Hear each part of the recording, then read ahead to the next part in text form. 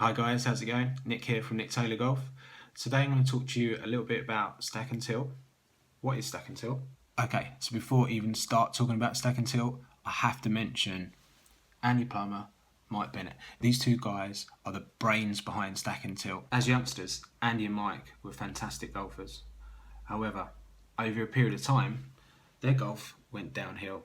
It was almost as if the more coaching they got, the worse they got. And this is what led them to this book, The Golfing Machine. Following their interest in the Golfing Machine book, they met this guy here, Mac O'Grady.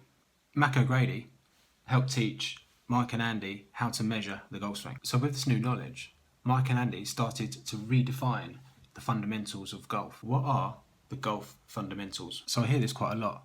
Grasp, grip, aim, stance, posture. Are they the fundamentals of golf? So if you watch the best players in the world on the range, you'll notice that they probably hold it different, they aim different, they stand different, their posture's different, their ball position's probably different as well. So I'd call these variables, not fundamentals. So what are the real golf fundamentals? And this is where stack and tilt comes in. Fundamental number one. Hit the ground in the same place after the ball. If you watch the best players, they all make good contact. And if you actually look very closely, you'll notice that when they hit the golf ball, they hit the ball first, then they hit the ground. If I watch some of the average golfers or the highest handicappers, I'll find that some of them will hit the ground a couple of inches before the ball, maybe even further behind the ball. Sometimes they might not even hit the ground at all.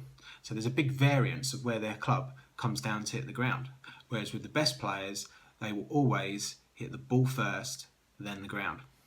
So that is fundamental number one. There's a great video on YouTube where Mike Bennett is hitting 17 balls in a row from a white line. And every time he hits the ball first, then the ground. Okay, so if you hit this ball, okay, where would the divot be? Divot's going to be in front of the line. Okay. And if you stood here all day and hit balls, how many times would the divot be behind that line? Zero. Zero, right.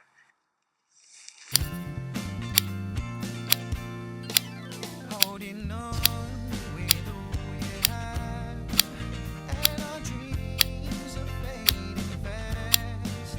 Good times. There's Mike hitting 17 shots with 17 divots in front of the line. Once you can hit the ball first, then ground every time, then you can start to look at fundamental number two, and that is power. I'm not expecting everyone to hit the ball as far as Bubba Watson, but what is important is if there's a pro, he can reach the par threes in one shot, he can reach the par fours in two, and he can reach the par fives in three. So if you take the average sort of 18 handicapper, they should be able to reach the par threes in two shots, they should be able to reach the par fours in three, and they should be able to reach the par fives in four. If they can do that, they have enough power to play the golf course to their handicap. Once you can hit the ball first, then the ground every time, and you have enough power to play the golf course, then you can start worrying about fundamental number three, controlling the curve of the golf ball. To help me explain fundamental number three, I'm using Mike Bennett. As you can see, this fantastically drawn golf hole has a line from Mike Bennett to the target, which is really important. To help with my demonstration, I'm going to be using Andy Plummer. As you can see, Andy, in this situation, has asked Mike to hit a push. So what is a push? Well, a push is a shot which starts to the right and goes pretty straight and misses the green to the right. So that is a push. Push draw, please, Mike. What is a push draw? Well, a push draw starts to the right of the target, like the push, but instead of staying right, this one curves back towards the target. The important thing with a push draw is that the ball doesn't cross this line.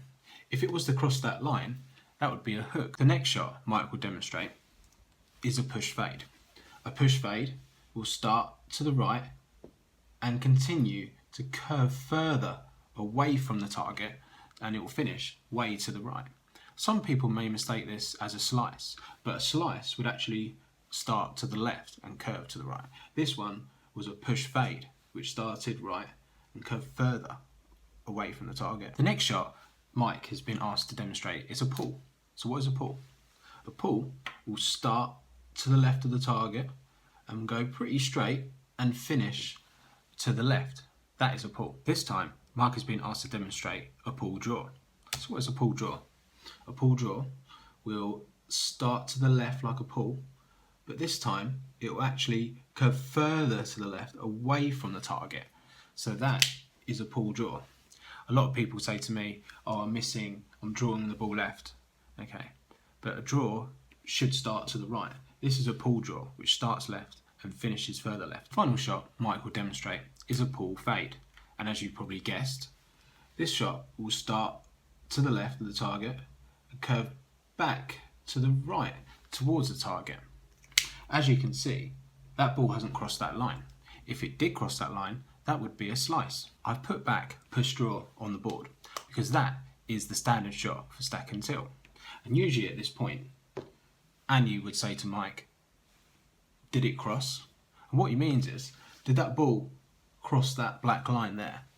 And Mike's answer would be, no. It's very rare to see a golf ball which flies dead straight. It will always have some type of curve on the ball, whether it's 1 yard or 15 or 20 yards. The ball will generally curve one way or the other. What the best players do is have control over the direction the ball starts in. Does it start to the right or does it start to the left? And also the direction it curves. So a golfer that starts it to the right would always want that ball to curve left back towards the target. So that is what the best players do. They can control the starting direction and the direction the ball curves. So that concludes my introduction to stack and tilt. I hope this has cleared a few things up for you. If you have any questions, please feel free to comment below, or you can contact me on other social media platforms such as Facebook, Instagram and Twitter. Holding on with all you have. Another push draw, please. Push, draw.